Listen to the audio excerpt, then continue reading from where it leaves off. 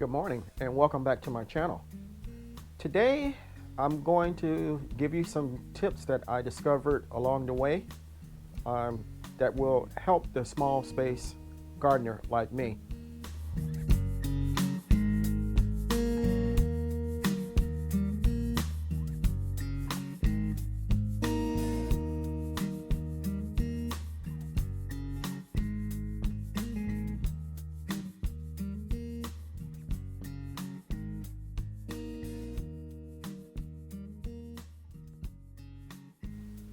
Okay, the first tip for growing in small spaces, you have to have 5-gallon buckets.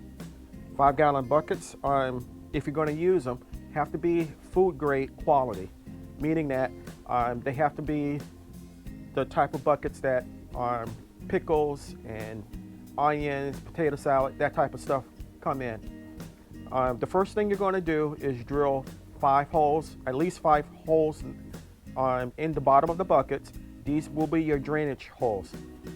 You want to have the holes so that when you water your plants, the excess water has a way to drip out. If you allow it to stay inside the containers, your soil will become anaerobic and your roots will become waterbound and they will die, which will kill your plant. This container or rack that the containers are sitting in, I built, I found it online, and it allows me to have 8 containers, 4 on the top, 4 on the bottom, and they're all separate from each other. Because I'm growing in containers, I can have the right amount of soil for each plant.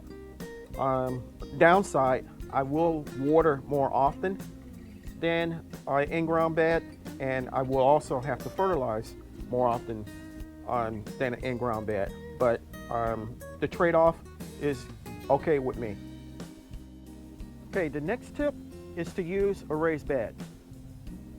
This allows you to do square foot gardening.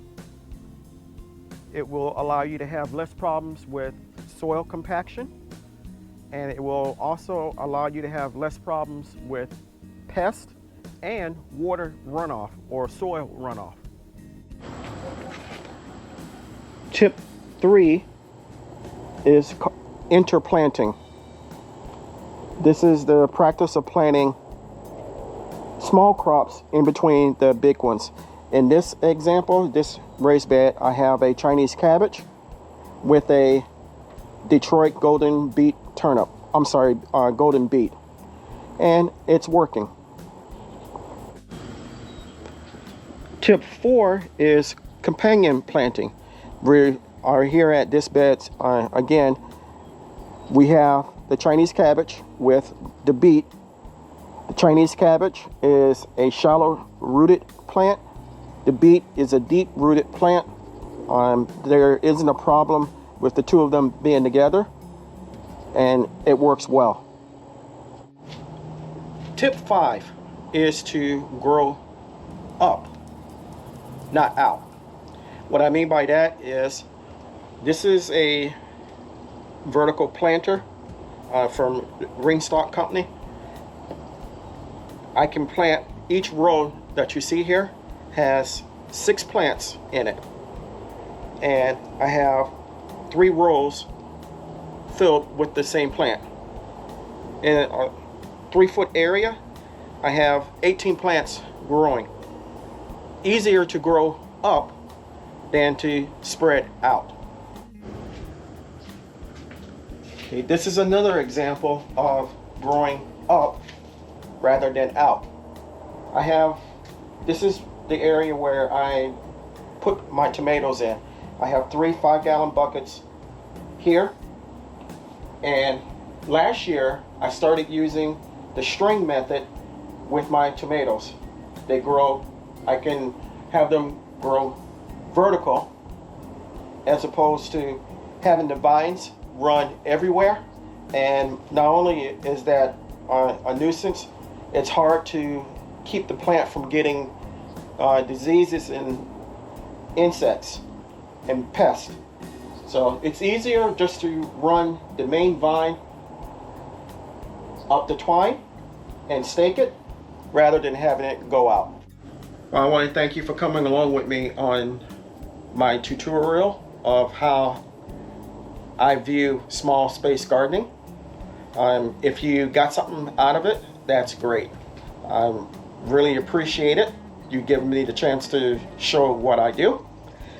If you're interested in any of the products that I use in this video, you can head over to my Amazon channel or my website. They're listed in the comment section below. And as I always say, remember, and even in small spaces such as mine,